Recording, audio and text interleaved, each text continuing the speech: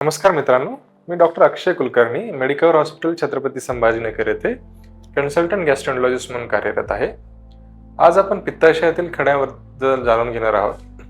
पित्ताशयातील खडे हे घरोघरी आढळणारी कॉमन समस्या आहे आणि बऱ्याच रुग्णांमध्ये याच्यातल्या ट्रीटमेंटबद्दल, मॅनेजमेंटबद्दल खूप संभ्रम आढळतो. तर पित्ताशयातील खडे होण्याचे मुख्य कारण काय? तर मुख्य कारण म्हणजे आपलं वाढलेलं वजन. कारण 80% केसेसमध्ये हे जे पित्ताशयाचे खडे असतात हे चरबीचे खडे असतात, ज्याला आपण इंग्लिशमध्ये कोलेस्ट्रॉल स्टोन्स असं म्हणतो. आणि 20% केसेसमध्ये हे पिगमेंट स्टोन्स असतात. पिगमेंट स्टोन्स म्हणजे काही रुग्णांना काही रक्ताच्या समस्या असतील, जसे सिकल सेल ॲनिमिया, थॅलेसेमिया, अशा केसेसमध्ये पिगमेंट स्टोन्स होतात. तर मोस्ट पेशंट्सले मध्ये ते आढळतात ते कोलेस्ट्रॉल स्टोन्स असतात.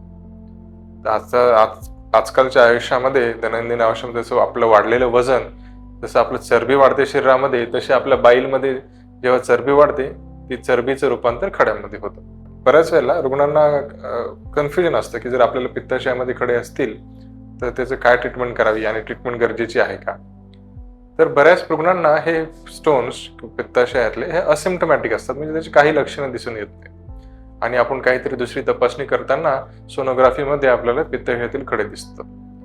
अशा वेळेला साधारणपणे काही ट्रीटमेंटची गरज नसतात, कारण ते असिम्प्टमॅटिक स्टोन्स आहेत, विच आर इन्सिडेंटली डिटेक्टेड. परंतु जर आपल्याला खड्यामुळे काही पोटात दुखत असेल, युजली पित्ताशयातली खड्यांमध्ये आपल्या पोटाच्या वरच्या भागाला दुखायला लागतं आणि ते दुखणं खूप तीव्र स्वरूपाचं असतं आणि कधी कधी ते उजव्या खांद्यालाही जातं. त्याला आमच्या मेडिकल भाषेमध्ये बिलिअरी कोलिक असं म्हणतात. अशा रुग्णांना नक्कीच ट्रीटमेंटची गरज असते, ज्यामध्ये लॅप्रोस्कोपिक कोलेसिसेक्टॉमी करता येते, म्हणजे दुर्बिणीद्वारे आपलं पित्ताशय काढून टाकावं लागतं. काही रुग्णांना पित्ताशयातील खडे हे पित्ताशयाच्या नलिकेमध्ये गेल्यानंतर कावीळ होतो, कावीळचा धोका संभवतो. अशा रुग्णांना आपण सीबीडी स्टोन असल्याचं म्हणतो, म्हणजे gall stones with CBD stone, म्हणजे पित्ताशय आणि पित्ताशयाच्या नळीमध्ये दोन्हीकडे खडे झाले आहेत.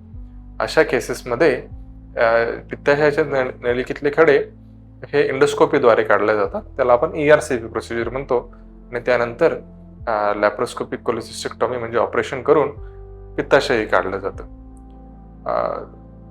तर आपल्यालाही जर काही पित्ताशयातले खडे आणि त्याच्याबद्दल माहिती पाहिजे असेल किंवा डॉक्टरांचा सल्ला पाहिजे असेल तर आपण मेडिकल हॉस्पिटल छत्रपती संभाजीनगर येथे नक्कीच भेट देऊ शकता. आपल्या हॉस्पिटलमध्ये पित्ताशयातील खड्यावरती योग्य मार्गदर्शन आणि ट्रीटमेंट सगळं सुविधा उपलब्ध आहे. धन्यवाद.